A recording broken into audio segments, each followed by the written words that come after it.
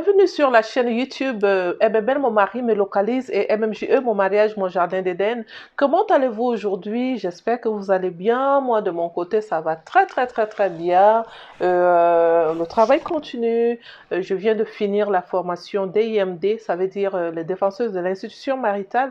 Je forme les femmes qui vont à leur tour aider d'autres femmes qui ont des problèmes dans le mariage. Je suis tellement débordée déjà de rendez-vous et tout.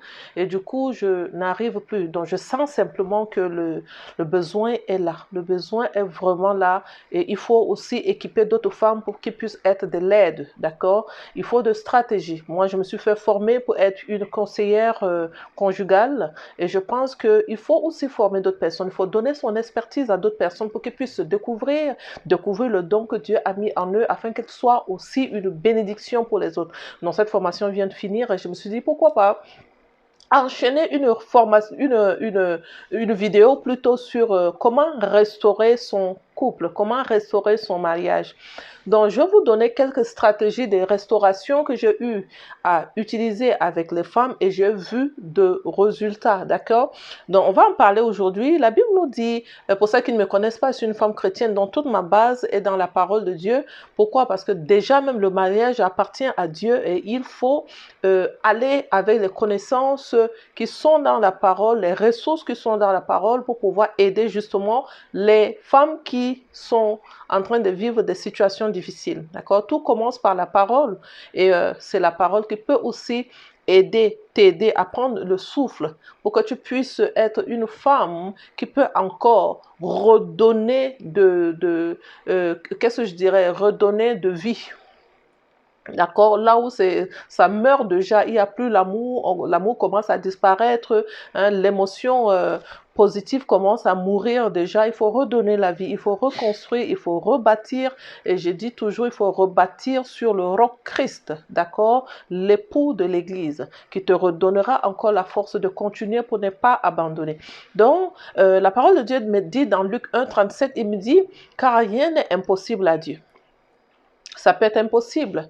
Ça peut être impossible à toi, mais à lui, rien n'est impossible. Et comme c'est le Dieu de la restauration, il faut utiliser les stratégies de restauration qu'il a. S'en remettre à Dieu, c'est déposer la situation devant son trône. Et quand tu veux déposer la situation devant le trône de Dieu, va avec la prière le Notre Père. D'accord? Jésus-Christ va apprendre cette prière à ses disciples. Il va leur dire, lorsque vous priez, dites Notre Père qui est au ciel, que ton règne vienne. Va avec le Notre Père qui est au ciel, que ton règne vienne. Alors tu prends le temps de magnifier le Seigneur, tu prends le temps d'appeler son règne. Dans son règne, rien ne résiste. Dans son règne, tu obtiens tout ce que tu veux. Lorsque tu n'as pas appelé le règne de Dieu, l'ennemi veut, à travers la chair, dominer. D'accord? Il peut même t'amener à ne pas croire en ta prière. Mais lorsque le règne de Dieu descend, il vient avec son esprit et son esprit guide ce moment, son esprit intercède pour toi et je sais que rien ne lui est impossible. Il faut que tu aies de l'espérance pour rebâtir ton mariage, pour restaurer ton mariage, tu as besoin de l'espérance. Avoir de l'espérance, c'est avoir dans ton cœur cette pensée que rien n'est jamais perdu. Ça commence par rien n'est perdu et je peux encore travailler fort pour la restauration de mon foyer. La parole de Dieu va te dire dans Jérémie 29, 11, je vais te lire cette parole qui dit « Car moi, l'Éternel, je sais bien les projets que j'ai formés pour toi. Je vous l'affirme, ce ne sont pas des projets de malheur. » Et donc, tu sais très bien, toi et moi, que le divorce amène beaucoup de cicatrices dans la vie des femmes et de l'homme, ainsi que les enfants, ainsi que la famille, d'accord? Ta famille, la famille du monsieur, il y a trop de déchirures dans la famille, la haine s'installe, d'accord? Et du coup, ce n'est pas une situation qui est très bonne.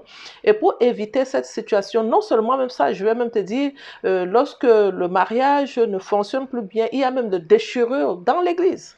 D'accord? L'homme ne veut plus venir dans cette église là où il priait. La femme ne veut plus venir dans cette église là où il priait. Elle sait qu'elle a eu beaucoup de problèmes et elle se retire même de sa communauté. L'homme même parfois se retire de sa communauté et on perd les enfants. qui sont attachés à une communauté à cause des problèmes.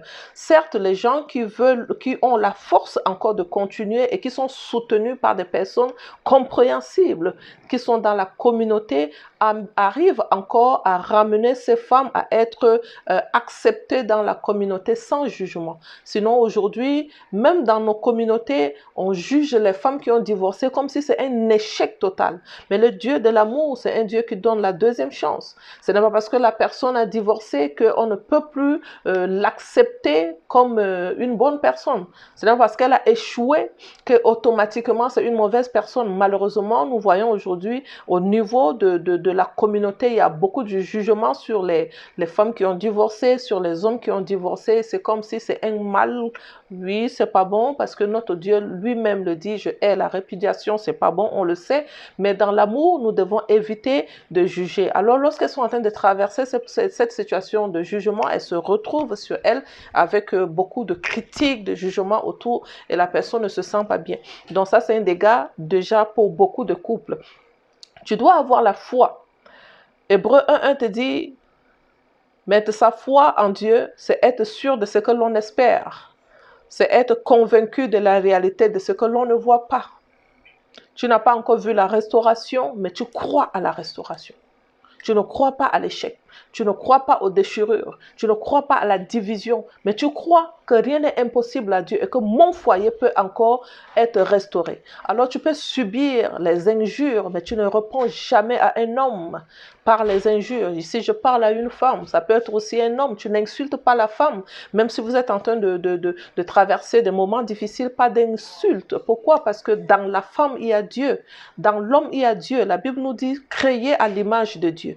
D'accord? Lorsque tu es créé à l'image de Dieu, n'insulte pas l'homme qui est aussi créé à l'image de Dieu. C'est Dieu dans l'homme que tu es en train d'insulter. Donc, il ne faut pas subir les insultes.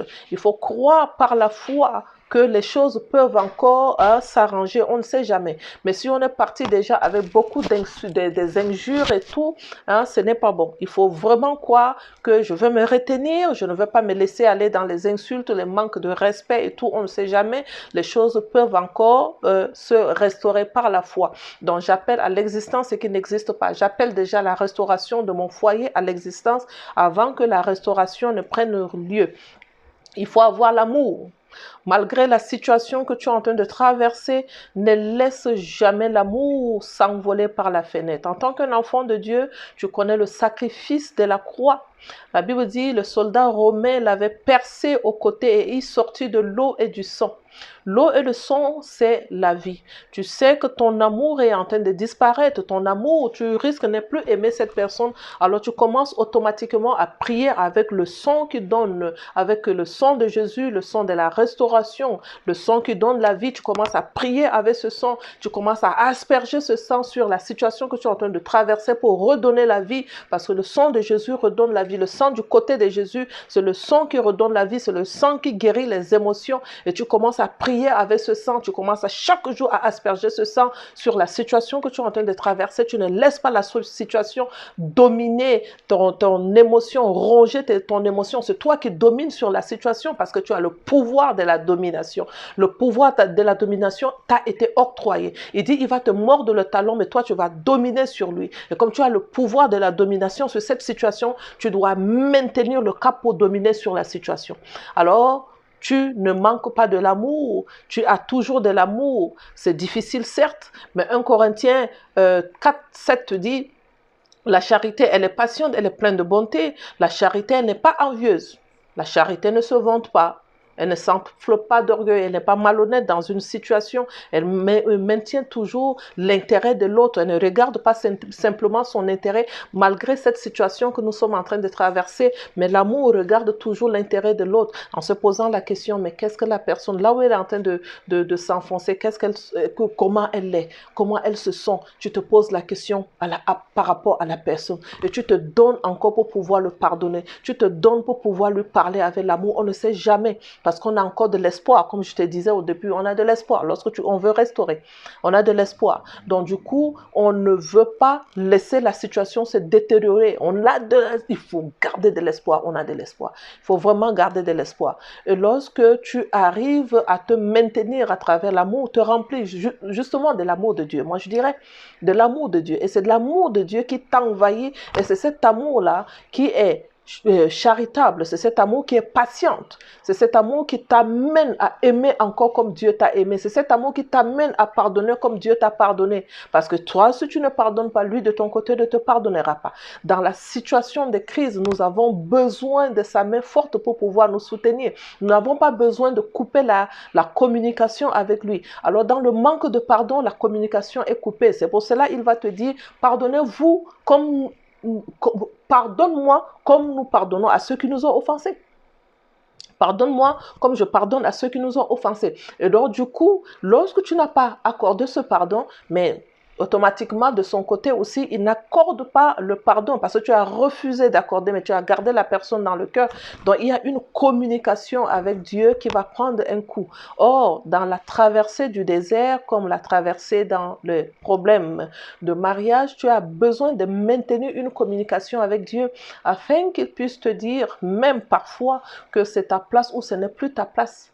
D'accord? Il y a beaucoup de mariages qu'on a eu à faire avec des erreurs, que le Saint-Esprit peut encore même te convaincre pour te dire que je ne t'ai jamais autorisé à aller dans ce mariage, tu ne m'as pas demandé. Et donc, pour le moment, moi, je ne suis pas d'accord pour la restauration de ce foyer-là. Dieu est souverain, il fait grâce à qui il veut. Hein, il y a des foyers où j'ai beaucoup prié pour ce foyer et j'ai simplement reçu, Béatrice, je n'ai jamais autorisé ce mariage. Ce n'est pas moi qui ai uni ces deux personnes, ils se sont unis entre eux. Alors s'il te plaît, ne te tue pas. Je ne te demande pas de leur demander de divorcer, mais je te demande de me laisser faire. Quand j'ai beaucoup prié pour les situations, j'ai reçu certaines situations que laisse-moi faire. Et là, quand c'est comme ça, je me tais. Je laisse le Saint-Esprit de Dieu agir dans la situation. Ça peut prendre le temps qu'il voit la persévérance de ce couple-là et après, il agit. Va avec la foi que tu as. Je ne sais pas, est-ce que tu crois en Dieu? Moi, je crois en Dieu et je sais que l'institution maritale lui appartient et il a toutes les stratégies de la restauration du foyer. Alors, si tu as besoin d'accompagnement, j'accompagne les femmes individuellement dans ce domaine pour pouvoir les aider à garder déjà une émotion stable. Hein, pour ne pas subir les blessures de l'âme et ne pas pouvoir encore se relever après les dégâts dus au divorce. C'est pas trop facile. Il y a des femmes, quand elles sortent du divorce, elles sortent complètement cassées et elles deviennent des dépendantes émotionnelles. Il faut pas. Si tu sors d'un divorce et que tu deviens une dépendante émotionnelle, sache que dans la prochaine relation, tu risques juste d'être une femme qui se laisse aller avec n'importe qui. Dès qu'on ouvre la bouche pour te dire je t'aime, tu t'engages encore dans une relation amoureuse. Or, tu viens d'échouer une relation maritale et tu ne peux pas t'engager dans une relation amoureuse à la va-vite. Mais si tu t'engages dans une relation amoureuse à la va-vite, ça veut dire que tu n'as pas été guéri de tes blessures émotionnelles et les blessures émotionnelles parmi lesquelles l'abandon va t'amener à être une dépendante affective. Et dès qu'on te parle un tout petit peu, tu tombes dans une relation et donc c'est rebelote, échec en échec. Il y a des femmes qui sortent d'une relation avec un enfant, prochaine relation, sortir avec 2 enfants prochains. Et donc tu vois les enfants alignés mais avec plusieurs relations. Qu'est-ce qui a causé cela? C'est le manque de traitement personnel, manque de travail sur les blessures de l'âme et c'est ça qui amène les femmes à vouloir dépendre de l'homme émotionnellement et c'est un échec dans la vie de la femme. Beaucoup de femmes échouent à ce niveau. Pourquoi? Parce qu'elles ne sont pas accompagnées. Donc j'offre mon accompagnement aux femmes à ce niveau pour leur dire que écoute, tu es sorti de là, c'est pas grave. Hein, le Dieu qui accorde la miséricorde, le Dieu qui accorde la grâce va te pardonner, mais ne refais plus cette erreur. Pour ne pas refaire cette erreur, c'est très important que tu puisses être accompagné. Que Dieu te bénisse abondamment et tu m'envoies un message. Mon numéro de téléphone, c'est le 514-660-7863. Ça, c'est mon WhatsApp. Donc, avec le numéro du Canada, c'est 001-514-660-7863. Envoie juste un message et puis on va travailler sur la situation pour pouvoir t'accompagner. C'est une institution qui appartient à Dieu. Alors on ne saccage pas cette institution, on ne détruit pas cette institution. Il te dit je hais la répudiation. Et donc si quelqu'un te dit je hais la répudiation, il ne veut pas que tu détruises son institution. Donc je te prie s'il te plaît, avant de prendre n'importe quelle décision, cherche d'abord à être accompagné. Avant de prendre n'importe quelle décision, cherche par tout moyen à savoir est-ce que le problème c'est de ton côté. Est-ce qu'il faut que tu travailles sur toi pour être la meilleure version de toi? Toi et moi, on se connaît parfois dans des situations, on n'a pas pu se former et on rentre dans le mariage, il nous manque beaucoup de connaissances et on fait des choses qui ne sont pas normales, qui ne sont pas correctes.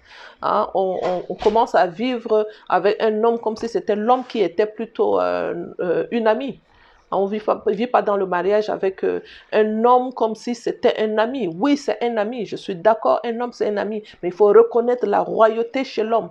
Quand tu reconnais la royauté chez l'homme, tu es comme la reine Esther. Quand tu ne reconnais pas la royauté de l'homme, tu es comme Vatsi, qui prend l'homme justement comme un ami. Il te dit viens, et puis toi tu dis non. Fais ceci, tu dis non. Fais cela, tu dis non. Ça c'est la reine Vatsi. Et la reine Vatsi, elle échoue dans le mariage justement. Donc ça te prend aussi de la connaissance à ce niveau afin que tu sois une reine Esther, une reine qui a son roi et qui réussit justement à accomplir la mission que Dieu lui a confiée. Que Dieu se souvienne abondamment de toi.